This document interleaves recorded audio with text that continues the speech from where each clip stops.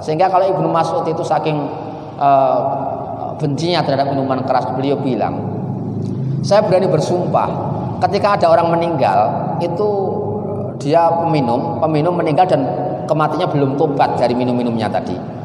Tidak berarti harus ketika matinya pas saat minum, tidak harus loh, okay? Dia orang yang biasa minum minuman keras, matinya belum tobat dari itu. Dia berani memastikan pasti dia kiblatnya akan berubah.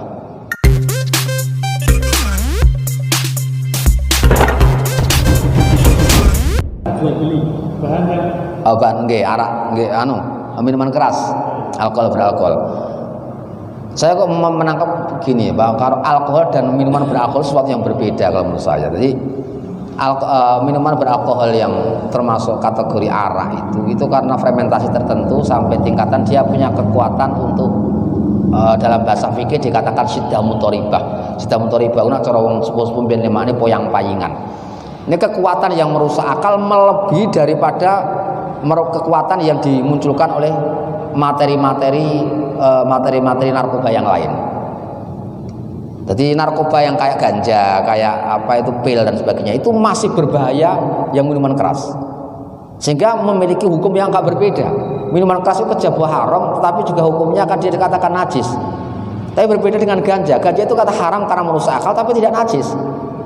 Tidak najis ganja itu. Narkoba itu yang najis cuma minuman keras. Kenapa demikian?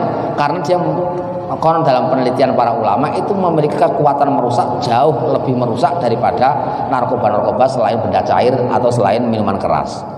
Dan itu minuman keras, khamr itu minuman keras. Kemudian ada satu hadis yang menjelaskan kullu muskirin khamrun. Setiap sesuatu yang minuman, setiap minuman yang memabukkan itu adalah arak. Itu dikatakan arak, sehingga memiliki hukumnya sama, baik itu dari materi yang berbeda-beda, tetapi ketika dia punya potensi yang sama, punya kekuatan iskar memabukkan, itu hukumnya sama dengan khamr. Kalau asal-asalnya khamr itu dijadikan istilah minuman keras yang terbuat dari perasan anggur sebenarnya. Sehingga minuman keras yang terbuat dari gandum, dari apa itu cem-ceman tape atau mungkin dari apa kurma, itu tidak termasuk khamr kalau dulunya bahasanya namanya nabid. Nabid itu ya materi, karena materinya berbeda meskipun dia juga menjadi minuman beralkohol, tapi karena materi berbeda namanya nabid. Kalau dalam fikih Syafi'iyah antara nabid dan khamr ini sama hukumnya.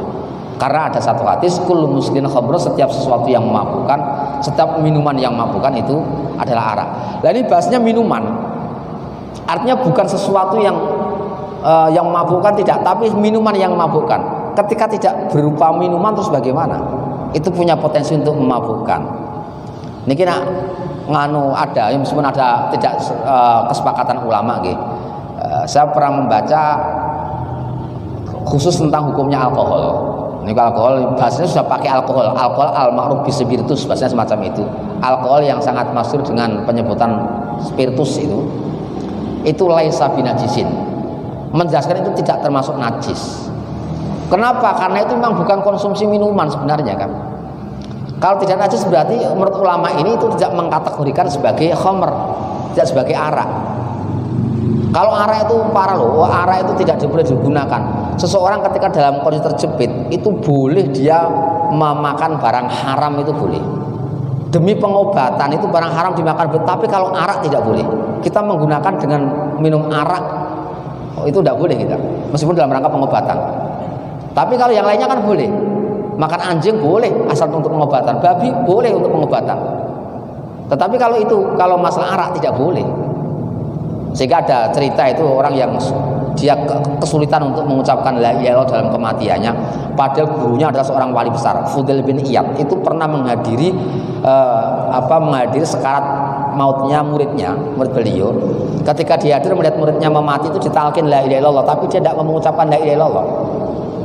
Mati betul, ketika mati beberapa hari kemudian mimpi bertemu dengan itu si Fudail bin Iyad. Ditanya, "Loh kamu kok kemarin pas ketika meninggal saya talkin baca la ilaha illallah kok tidak bisa, padahal semasa hidupnya kan kamu biasa baca la ilaha illallah?" Dia bilang, "Iya, ternyata saya dulu itu mendapatkan saran dokter. Saya punya penyakit yang tidak dapat disembuhkan oleh dokter-dokter, dan saya disarankan asal kamu setiap tahunnya minum arak 1 kali setiap tahun, itu kamu akan sembuh." Tapi ketika tidak pernah minum maka penyakit itu akan terus ada di tubuhmu katanya. Itu dilakukan. Dalam sembunyi-sembunyi dia setiap setahun sekali itu minum arak. Ternyata punya efek sampai dia ditalkin baca la ilaha illallah enggak bisa. Lu saking itu demi pengobatan, apalagi ketika tidak dalam rangka pengobatan. Sehingga kalau Ibnu Mas'ud itu saking bencinya terhadap minuman keras, beliau bilang, saya berani bersumpah ketika ada orang meninggal itu dia peminum meninggal dan kematiannya belum tobat dari minum-minumnya tadi. Tidak berarti harus ketika matinya pas saat minum, tidak harus loh. Dia orang yang biasa minum minuman keras, matinya belum tobat dari itu. Dia berani memastikan pasti dia kiblatnya akan berubah. Ketika dia meninggal di hadapan kiblat, ketika dibongkar pasti sudah akan berbalik dari kiblat.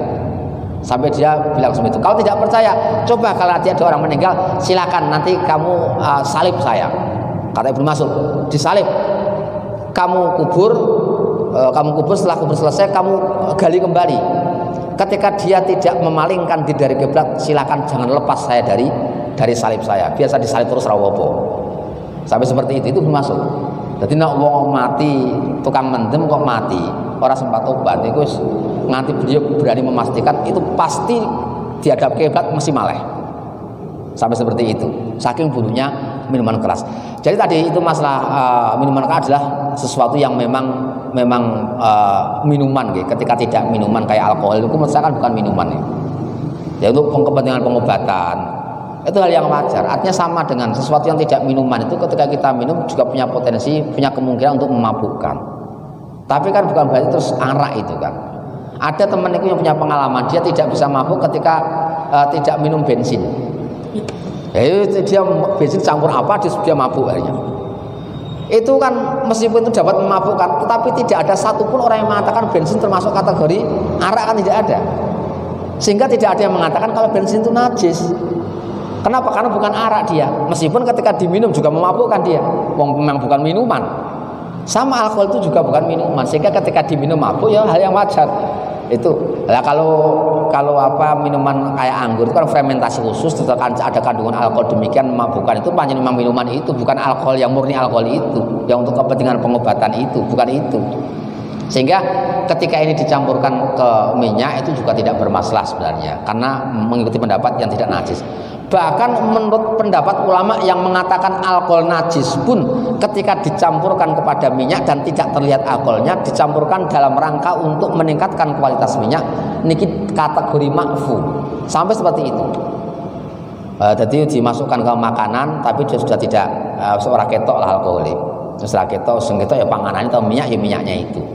Karena itu dapat menguatkan bau ya, dapat menguatkan bau. Itu bagi ulama yang mengatakan itu najis pun ketika dicampurkan dalam kondisi semacam itu untuk kepentingan memperbaiki kualitas barang itu sampai tidak najis. Yaitu berarti menunjukkan apa? Itu bukan termasuk bagian daripada arak. Oke. Tidak arak. Kalau yang mengatakan arak ternyata dalam konteks-konteks tertentu, dalam kondisi tertentu itu juga dapat dimakfu. Nah, ini singkatus untuk memperbaiki kualitas itu minyak tadi. Bon.